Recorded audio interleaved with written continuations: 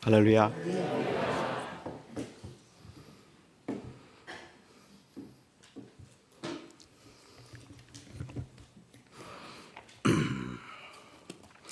여러분 중에 혹시 여러분의 가족 중에 한 사람이 아직 예수님을 만나지 못해서 마음으로 많이 안타까워하고 그리고 힘들어하는 분들이 혹시 계십니까? 아마 예수를 구주로 영접하고 영원한 하늘나라에 소망을 두고 살아가는 사람들로서는 사랑하는 가족이 다 예수를 믿었으면 좋겠다는 간절한 마음이 있어서 그렇지 못한 가족들을 대할 때마다 늘 마음이 아플 거라고 생각합니다. 여러분 중에 혹시 여러분의 사랑하는 자녀가 방황하고 있는 것 같아서 자리를 잡지 못해서 많이 힘들어하고 그 아이들이 제발 자리 좀 잡았으면 좋겠다 하는 그러한 간절한 소원을 가지고 오래 기도하신 분들이 혹시 계십니까? 제가 동부에 있을 때 그 교회 연합회 주관으로 부흥회가 있었습니다. 연합 부흥회였는데 강사로 한국에서 한 유명한 목사님 한 분이 오셔서 그 강사로 섬기셨는데 그날 그 설교를 하면서 설교의 내용이 제가 오늘 여러분들에게 문제를 제시한 것처럼 가족 중에 혹시 예수를 믿지 않는 사람이 있어서 아파하거나 아니면 사랑하는 자녀가 방황하는 힘들어하는 것 같아서 그 자식의 형통과 그리고 그 자식의 그 좋은 대학에 가기를 위해서 기도하고 있는 부모들이 있는가? 그들을 위한 문제 해결하는 방법 하나를 제시했습니다. 그 부흥사 목사가 제시했던 그 답은 2,000불의 헌금이었습니다. 2,000불만 헌금하면 그 죽어가던 영혼을 하나님께서 구원하실 것이고 2,000불만 헌금을 하면 그 방황하던 아들이 이제 자리를 잡고 좋은 대학을 가게 될 것이라는 그러한 내용의 글이었습니다. 그리고 그날 많은 교인들이 은혜를 받는 것 같았어요. 저는 그 설교를 들으면서 너무 마음이 아프고 그리고 너무 안타깝다는 생각이 들어서 도대체 그렇다면 면죄부를 팔았던 것과 뭐가 다를까라는 그러한 생각이 들어서 그곳 일간지에 제가 기고를 하나 했습니다. 앞으로 이런 집회는 하지 않았으면 좋겠다 하는 내용의 기고를 했고 교회 협의회에서 저를 좀 만나자고 해서 그래서 그곳에서 제가 여러 목사님들을 만났던 적이 있습니다. 그때 그 목사님들이 저에게 그 한 교인의 간증 하나를 보여주셨어요. 이렇게 은혜를 받는 사람도 있는데 왜 그렇게 삐딱하게만 보느냐는 것이었습니다. 그리고 그 간증 그 내용을 보여주셨는데 저는 그걸 보면서 더 분노를 느꼈습니다. 미국에 온 지 한 10년쯤 되시는 서류 미비자로 10년 동안 온갖 고생을 다 하셨던 분이었습니다. 가족들을 보지 못하고 10년을 지냈고 그래서 사랑하는 아이들과 그리고 아내를 좀 만나고 싶은데 그냥 한인 슈퍼마켓에서 일을 하시면서 10년 동안 아주 외롭고 힘들게 살았던 분입니다. 그분이 그 집회에서 말씀을 듣고 은혜를 받았습니다. 그리고 그 교회 협의회에 편지를 한 장 보내고 돈을 보내왔어요. 지금까지 일하면서 내가 모은 돈이 정성껏 다 모았지만 한국의 가족들에게 보내고 지금 가지고 있는 돈이 1,700불밖에 없습니다. 1,700불밖에 없지만 하나님께서 저의 기도를 들어주시고 저에게 영주권을 허락하셔서 우리의 가족들을 너무 보고 싶습니다. 이 1,700불이라도 헌금을 제가 할 테니까 제발 제가 영주권을 받을 수 있도록 기도를 좀 해달라는 내용의 그 편지였습니다. 여러분들은 여기 계신 여러분들은 도대체 사람들이 어떻게 그런 걸 믿을 수 있을까 의아하게 생각할 겁니다. 어떻게 2,000불 헌금에 한 사람이 구원을 받을 수 있을 거라고 생각하고 2,000불만 헌금하면 영주권 문제가 해결될 거라고 어떻게 사람들이 그렇게 믿을 수 있을까 싶지 않습니까? 하지만 사실은 그렇게 믿고 있는 사람들을 그냥 어리석다고만 말할 것은 아닌 것 같아요.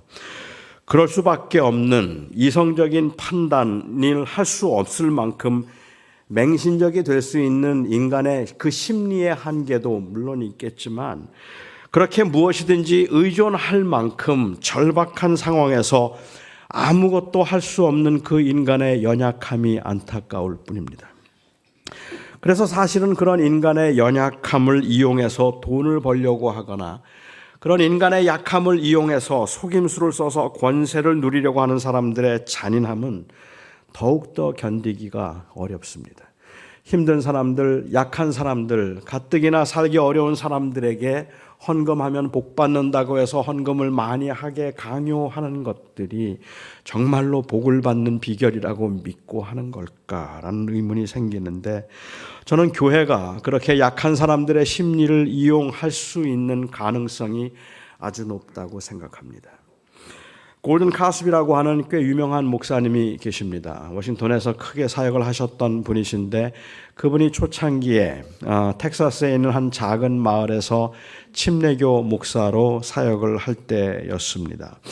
그 교회에 6명의 아이를 둔 홀로 된 여인이 그 교회의 교인이었습니다. 그런데 6명의 아이를 홀로 된 여인이 키워야 하는데 한 달에 수입이 40불밖에 되지 않았습니다. 오래된 이야기니까 지금 40불보다는 가치가 있겠지만, 더 많은 가치가 나가겠지만, 그래도 7가족이 살아가기에는 턱없이 부족한 돈이었어요. 그런데 이 여인은 한 달에 40불 버는 것 중에 4불을 교회에 헌금을 했습니다. 우연히 이 여인이 4불씩 교회에 헌금을 하고 있다는 것을 알게 된 카스미 목사가 그 여인을 찾아가서 헌금을 할 의무를 느낄 필요가 없으니까 그 돈을 헌금하지 말고 가족들을 위해서 쓰라고 권면했습니다. 물론 그녀는 그 헌금을 통해서 그녀의 존엄성을 찾으려고 했고, 어려운 상황이긴 하지만 그 어려운 상황에서도 감사를 표현하고 싶은 간절한 마음, 하나님을 온전히 의지하며 살아가고 있는 그 신앙의 표현을 어떤 모양으로든지 하고 싶었기 때문에 카스비 목사의 제안을 거절했습니다. 저는 어려운 상황에서 그렇게 헌금을 했던 여인의 믿음도 귀하다 생각하고, 또 그 여인을 찾아가서 헌금을 하지 않아도 하나님이 당신을 사랑한다고, 당신도 하나님 사랑함을 아니까 헌금하지 않아도 된다고 말할 수 있었던 이 카스비 목사의 용기도 저는 존경합니다. 하지만 대체로는 헌금을 투자라고 생각했기 때문에, 헌금을 축복받는 비결이라고 가르쳤기 때문에 어려운 사람들이 더 열심히 헌금했고 절박한 사람들이 더 열심히 헌금할 수밖에 없었습니다. 헌금이라는 것이 우리가 이 땅에 살아가면서 하나님의 제자로 살아가는 삶의 방식이라고 가르치기보다, 오히려 헌금을 하면 복을 받고 헌금을 하면 그러면 축복받아서 형통하게 될 것이라는 그 가르침 때문에 이 땅에 살면서 넉넉하게 누리고 사는 사람들은 헌금의 필요를 별로 못 느껴도, 정말 절박하고 어려운 사람들과 하나님의 도우심을 필요로 했던 사람들은 헌금을 더하지 않을 수 없었던 것입니다. 절박하고 어려운 사람들이 수없이 모여 있지만 사실은 답이 없는 곳에서 답을 찾고 있고, 오히려 그렇게 안타깝게 답을 찾고 있는 사람들을 이용해서 착취하려는 사람들이 기승을 부리는 곳은 누구도 원하지 않는 곳입니다. 그런데도 그런 곳에 사람들이 많이 몰려듭니다. 그만큼 어렵기 때문에 그렇습니다. 그래서 저는 교회가 자칫 베데스다 연못과 같이 될 수 있다는 생각이 듭니다. 베데스다 연못이 어떤 곳이었습니까? 예루살렘 도시의 북동쪽에 문이 하나 있었는데, 양문, 십게이트라고 하는, 양의 문이라고 하는 그 문이 하나 있었고, 그리고 그 문 안에 2개의 커다란 연못이 있었습니다. 그 연못 중에 하나가 바로 베데스다라는 연못이었습니다. 다른 연못과는 달리 이 베데스다 연못 주변에는 정말로 많은 사람들이 그 연못가에 모여 있었어요. 다른 연못에는 사람들이 그렇게 모여 있지 않은데 베데스다 연못에는 많은 사람들이 모여 있었습니다. 대부분에 모여 있던 사람들이 장애인들이었습니다. 앞을 보지 못하는 사람, 오늘 본문에 나오는 주인공처럼 걷지도 못하고 일어나 앉지도 못하는 사람들, 혈기 마른 사람들, 그 장애로 인하여서 고통받는 사람들이 그 베데스다 연못가에 다 모여 있었다는 말입니다. 이런 사람들이 모여 있는 곳이라면 특별히 장애인들을 천대하고 저주받은 사람들이라고 생각했던 당시 비장애인들로서는 아마 그 연못가에 대부분 가려고 하지 않았을 겁니다.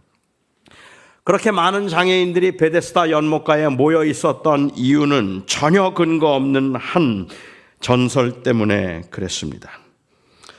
이 전설에 의하면 가끔씩 천사가 내려와서 그 물을 휘젓고 동하는데, 그렇게 물을 휘젓고 갈 때에 그 연못에 처음으로 들어가는 사람은 무슨 병이든지 다 나을 수 있다는 그러한 전설이었습니다.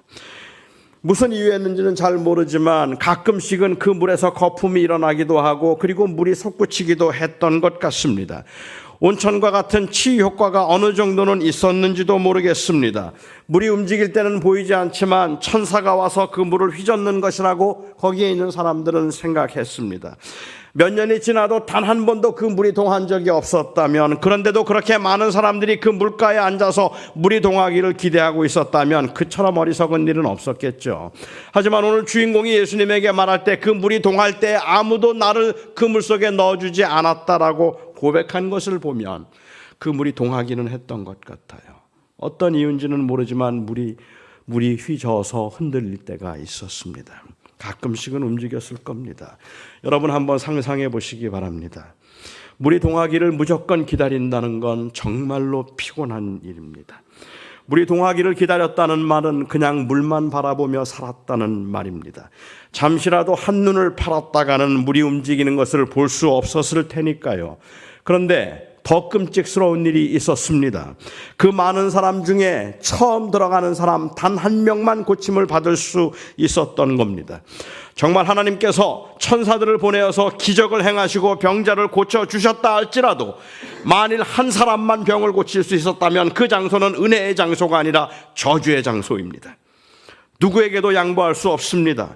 물이 동하는 것을 보는 순간 그 앞에 얼마나 심한 장애인이 그 앞에 있든지 상관없이 그 사람의 사정을 봐줄 수 없는 겁니다. 그냥 밀어내고 자기가 물속에 뛰어들어야만 하는 겁니다. 그곳에 모인 사람들은 바로 그 모인 이유 때문에라도 누구도 다른 사람들의 사정을 봐줄 수 없었습니다. 모두가 다 불쌍한 사람임에도 불구하고, 모두가 다 경쟁자였고, 모두가 다 불쌍한 사람임에도 불구하고 모두가 다 원수였고 적이었습니다. 그 물속에 들어갈 수 있는 사람은 그 중에 장애가 비교적 덜한 사람이거나 아니면 어떤 힘을 가지고 있어서 그 물가 가까운 곳에 자리를 잡고 있던 사람이 아마 들어갈 가능성이 제일 높았을 겁니다. 모두가 다 불쌍한 사람들임에도 불구하고 곁에서 함께 음식을 나누어 먹으며 희희낙낙하던 사람들이었음에도 불구하고 서로 친목과 교제를 나누면서 서로 자기의 아픔들을 나누고 불쌍하다 말했던 사람들임에도 불구하고 물이 동하는 순간 순식간에 그들은 경쟁자가 되었던 겁니다. 일단 물이 동했다 하면 그 조용하던 장소가 아수라장이 되고 곳곳에서 울부짖는 소리가 진동을 하게 됩니다. 오늘 본문에 나오는 이 사람은, 우리의 주인공은 그들 중에도 가장 불쌍한 사람이었던 것 같습니다. 38년 동안을 그냥 병상에 누워있던 사람입니다.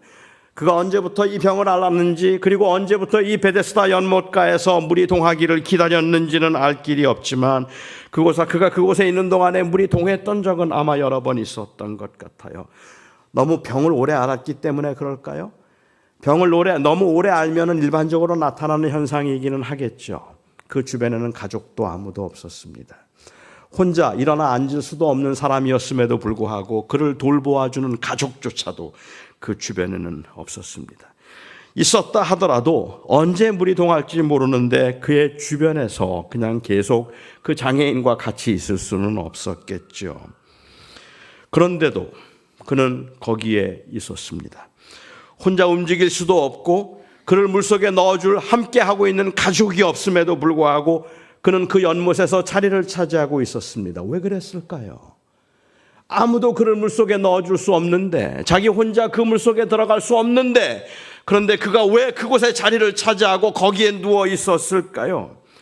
그것이 사실이었든 그것이 거짓이었든 물이 동할 때 들어가면 나음을 받을 수 있을 것이라는 말은 그가 붙들 수 있는 유일한 소망이었기 때문에 그렇습니다. 다른 아무것도 할 수가 없었기 때문에 그거라도 붙들고, 안 되는 줄 알면서도 그거라도 붙들 수 있을 만큼 붙들 수밖에 없는 그 절박한 상황이 그에게 있었기 때문입니다. 언제 혹시 누군가 그 물이 동할 때 선한 사람이 그 곁을 지나가다가 나를 붙들어 그냥 물속에 집어 던져 주기라도 한다면 하는 그 꿈 같은 희망 하나 붙들고 그곳에 있었는지도 모릅니다.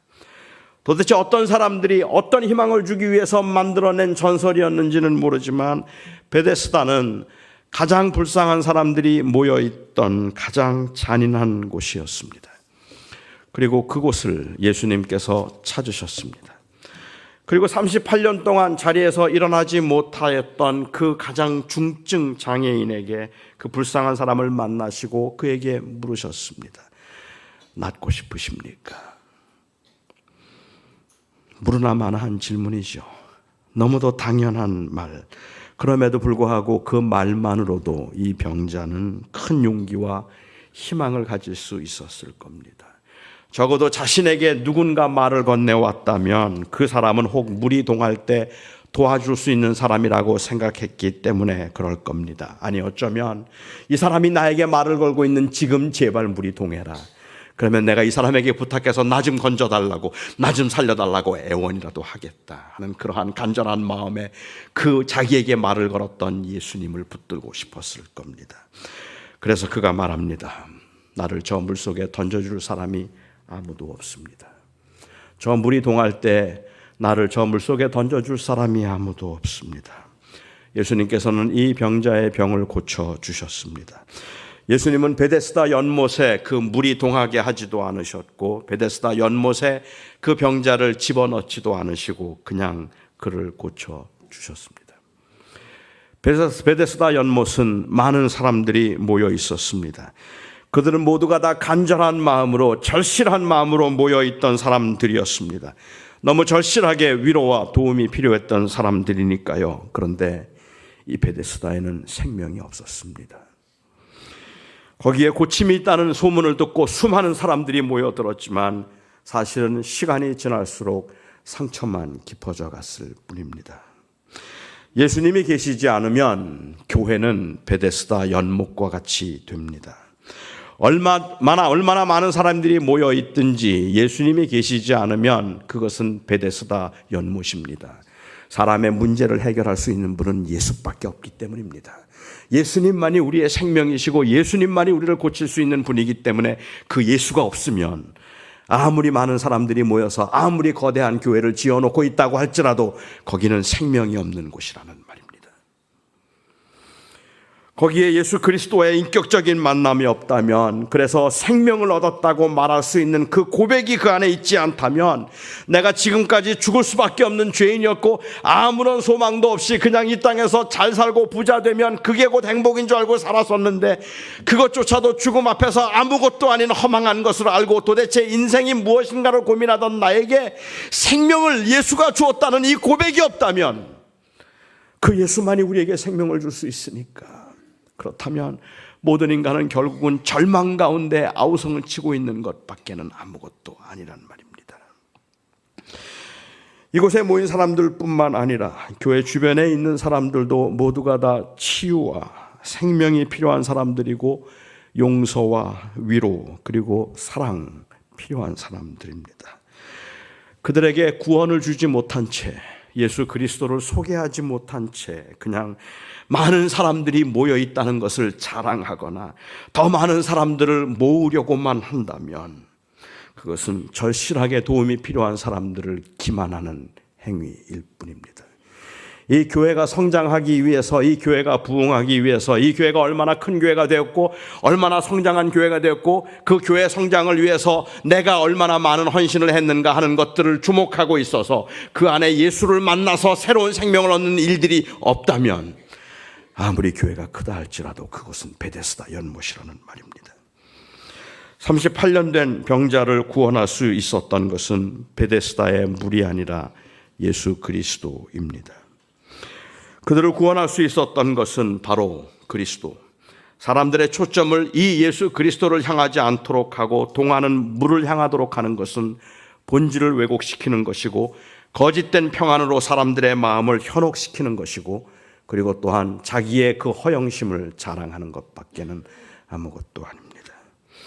저는 이 베데스다 연못에 동하는 물이 목사일 수 있다고 생각합니다. 저는 이 베데스다에 동하는 물이 바로 교회의 성장일 수도 있다고 생각합니다. 24년 동안 제가 목회를 하면서 그 목회하는 기간 동안에 얼마나 많이 그리고 얼마나 쉽게 그 교회를 통하여서 내가 영광을 얻으려고 했던지, 얼마나 많은 경우에 사람들이 날 좀 알아봐 달라고, 날 좀 인정해 달라고, 그래서 내가 한번 번듯하게 큰 교회의 목사 한번 되어 보겠다고 그런 야망과 욕심을 거룩한 비전인 것처럼 감춘 채 그렇게 저의 욕심을 채우려고 했던 때가 얼마나 많았는지, 그런 마음으로 목회를 하고 있다면, 그래서 교인들로 하여금 내가 아닙니다, 예수입니다, 목사 보지 마시고 예수 보세요, 목사 따라가서 구원받는 게 아니라 예수 따라가야 구원받는 겁니다, 그 말을 정직하게 하지 못하고 교인들이 그냥 나를 좋아하고 나를 기뻐하고 나를 잘한다 말해주는 것으로, 그것을 허영으로, 그 허영에 그냥 찌들어버렸던 그 순간들이 얼마나 많았는지, 저는 목사가 동하는 물이 될 수 있다고 생각합니다. 교인들로 하여금 주를 바라보게 만들기보다는 목사를 바라보게 만든다면 그렇습니다. 교인들로 하여금 예수 그리스도를 바라보게 만드는 것이 아니라 교회 성장을 바라보게 만든다면 그것 또한 그렇습니다.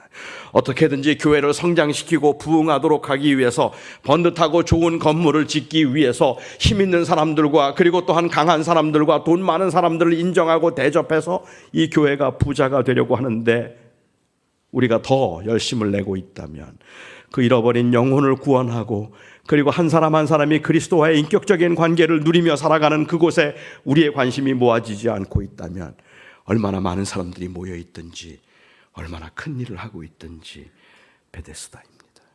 거기에는 생명이 없기 때문입니다. 생명은 오직 예수 그리스도에게만 있습니다. 예수님이 떠나고 난 후에도 그 연못에는 수많은 사람들이 모여 있었지만 인간의 비참함만을 그냥 드러내고 있을 뿐이었습니다. 그런데 여러분, 교회가 언제부터인지 이런 베데스다 연못처럼 되어간다는 생각이 드실 때 없으십니까? 아니, 내가 생명을 걸고라도 예수 그리스도의 몸된 교회가 베데스다 연못처럼 되어서는 안 되겠다는 생각이 비장해질 만큼 안타까운 소식들을 들으실 때 여러분들은 없으십니까? 죄인들이 모인 곳이라고 말하는데 죄인들이 소외된다는 말을 들을 때 그렇습니다. 하나님의 자녀가 되는 권세가 모든 사람들을 평등하게 만들었다고, 그렇게 했다고 했는데, 그래도 교회에서 돈 있는 사람이 대접을 받는다는 말을 듣고 돈이 없으면 직분도 받지 못한다는 말을 들을 때입니다. 교회에 많은 것을 기여할 수 있는 사람들은 교회에서 환영을 받지만, 교회가 돌보아야 할 사람들이 들어오면 교회가 환영을 하지 않고, 훈련받은 유능한 교인들이 다른 교회에서 오면 어느 교회에서든지 다 환영을 해 주지만, 관심과 사랑을 필요로 하는 초신자 들어오면 환영받지 못한다는 말을 들을 때 이 교회가 베데스다 연못인가 라는 생각이 든다는 말입니다. 유흥업소에 나가는 여자분들이 교회에 갔다가 목사로부터 당신 같은 사람은 교회 나오지 말라고 그런 경고를 받고, 그리고 30년을 교회를 떠나서 살았다고 한 그 여인의 간증을 듣거나, 아니면 헌금할 수 없으면 교회에 나오지 말라는 목사의 통보를 듣고 다시는 교회를 다니지 않기로 했다고 제 앞에서 주먹을 휘둘면서 주먹을 불끈 쥐고 이게 교회냐고 외치던 그 청년의 말을 제가 생각하면 교회가 정말 베데스다 연못처럼 된 건 아닌가라는 생각이 든단 말입니다. 영혼의 구원과 생명이라는 이 관점에서 사람들을 보아야 하는데, 그냥 지극히 실용적인 관점에서 누가 가장 유리하고 유익한 사람일까 하는 것을 보아서 사람들을 대한다면, 도대체 예수님께서 만나주셨던 이 38년 된 병자, 그에게 주신 이 생명을 어디에서 얻겠느냐는 말입니다. 저는 한국 교회가 심각한 위기에 처해 있다는 이야기를 참 많이 듣습니다. 그 위기 중에 하나가 우리가 감당해야 될 가장 중요한 사명인 전도가 불가능해졌다는 말을 들을 때입니다. 선교도 해요. 제자 훈련도 해요. 그런데 이제 전도는 못해요. 사람들이 전도를 받으려고 하지 않아요. 왜요? 교회가 베데스다 같다고 생각하기 때문입니다. 약한 사람들이 모여서 서로 다투고 서로 싸우고 있는 곳이 교회라고 생각하기 때문에 그렇습니다. 우리가 모인 것은 그게 아닌데, 여기에 우리가 모여 있는 것은 생명 때문에 모여 있는데, 내가 만난 예수 그리스도, 내 어떤 것으로도 바꿀 수 없는 나의 생명이신 예수 때문에 내가 이 자리에 있는데, 다른 사람들은 그 생명을 보지 못하고 있다는 말입니다. 피츠버그 제1장로교에서 오랫동안 목회를 했던 브루스 딜만이라고 하는 목사님이 계십니다. 꽤 아주 오래전 이야기이긴 하지만, 이 딜만 목사님이 한 번은 서재에 있는데 그 교회 집사님이 찾아왔어요. 그리고 집사님과 이런저런 이야기를 나누는 중에 그 집사님이 이런 재미있는 이야기를 했습니다. 교회가, 그리고 목사들이 영혼을 구원하고 어렵고 가난하고 힘든 사람들을 도와주어야 하는 그러한 처지에 이르게 되면 교회와 목사들은 어김없이 대야신학에 빠집니다 라고 이야기를 했습니다. 이 목사님은 신학을 오랫동안 공부했지만 대야신학이라는 말은 들어본 적이 없었어요. 대야신학이요? 대야신학이 뭡니까? What is based in theology? 대야신학이 뭡니까? 그러자 그 집사님이 이렇게 이야기를 했습니다. 예수님께서 십자가에 못 박혀 돌아가시기 전날 밤 제자들과 마지막 만찬을 하시던 자리에서도 제자들은 누가 더 높은가를 가지고 다투고 싸우고 있었습니다. 그들을 보시면서 주님께서는 안타까워하시고 대야에 물을 가져다가 허리를 수건으로 동이시고는 제자들의 발을 씻기셨습니다. 주님께서는 그 대야에 손을 넣어서 제자들의 발을 씻겨 주셨습니다. 그렇게 제자들의 발을 씻기고 몇 시간 후에 예수님께서는 체포가 되어서 빌라도 법정에서 재판을 받게 되었습니다. 빌라도 법정에서 재판을 받고 있던 이 예수님, 본디오 빌라도는 예수님에게 죄가 없다는 것을 알았지만 그 아내가 꾸었던 꿈 때문에, 그리고 그 복잡한 문제에 개입하고 싶지 않아서 법정에 있던 대야를 가져오라고 했습니다. 그리고는 그 대야에 손을 넣어서 손을 씻으면서 나는 저 사람의 피와 아무 상관이 없다고 했습니다. 너무 많은 교회들이 예수님의 그 손을 담갔던 대야에 관한 이야기를 하다가도 영혼을 구원하거나 아니면 어렵고 가난한 사람들을 도와주어야 되는 희생이 따르는 그 상황이 되면 어김없이 예수님의 대야를 밀어내고는 빌라도 법정에 있던 그 대야를 가져다 손을 담그면서 지금은 너무 바빠서, 일단은 교회가 부흥해야 하니까, 지금은 할 일들이 너무 많아서 그래서 못하겠다고 이리저리 핑계를 대고 있다는 말을 했습니다. 이 교회의 본질적인 사명이 무엇이냐고 말하면 저는 그것은 바로 예수라고 말하고 싶습니다. 예수가 없으면 교회가 아닙니다.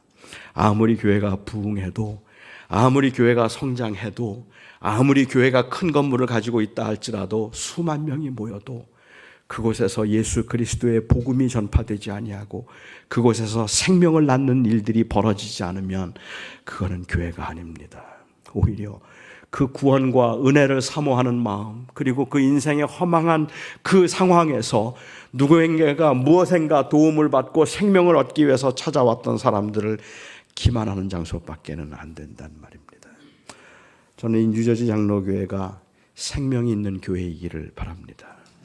베데스다 연못처럼 많은 사람들이 모여 있지만 생명이 없는 교회가 아니라 정말로 이곳에서 예수를 만난 사람들이 속출하고 예수 때문에 내가 새 힘을 얻었다 말하는 사람들이 곳곳에서 이야기를 하고 그 한 사람이 주님을 만나도록 하는 그 일, 그리고 이 교회에서는 사람이 아니라 오직 나의 생명이신 예수 그리스도만 존귀케 되기를 원한다는 그 간절한 소원이 저와 여러분의 마음을 주도하고 이 자리에 앉아 있게 만드는 그 원인이 되어서 이 교회가 생명 있는 교회가 되기를 바랍니다. 오늘날 현대 교회가 예수가 없어서 교회가 아니라면 저는 이 교회는 정말로 예수님이 계셨으면 좋겠습니다. 아니, 계셔야 합니다. 여러분의 삶에서도 예수님이 계셔야 되고 여러분들의 그 삶의 현장뿐만 아니라 이 교회 사역에서도 예수님이 계셔서 예수님이 생명입니다라는 그 고백이 끊이지 않기를 바랍니다. 기도하겠습니다. 나의 하나님, 참 세상을 살아가는 게 너무 각박하고 힘이 들어서 조금만 어디에선가 도움을 받으면 잘 살 수 있겠다는 생각이 드는데, 하나님, 때로는 그 간절한 마음 때문에, 그리고 그 답답한 상황 때문에 생명이 없는 곳들을 기웃거리기도 하는 것이 저희들의 한계입니다. 이 교회가 예수 그리스도로 말미암은 생명이 있어서 그렇게 이 땅에 사는 동안에 조금 도움을 얻을 수 있을까 그렇게 찾아다니는 그 많은 사람들에게 물의 동함을 말하지 아니하고 예수 그리스도를 말하는 교회가 되게 하여 주시옵소서. 이 교회에서는 언제나 예수 그리스도가 주인이게 하여 주시옵소서. 이 교회에서는 예수 때문에 살았다는 간증이, 고백이 신기한 고백이 아니라 당연한 고백이 되는 교회가 되게 하여 주시옵소서. 이 지역에 있는 수많은 사람들에게 예수가 생명이라는 것을 삶으로, 사역으로 보여줄 수 있어서 정말 그리스도를 존귀케 하는 이 시대의 교회가 되게 하여 주시옵소서. 예수님의 이름으로, 교회의 머리이신 우리 주 예수 그리스도의 이름으로 간절히 기도하옵나이다. 아멘.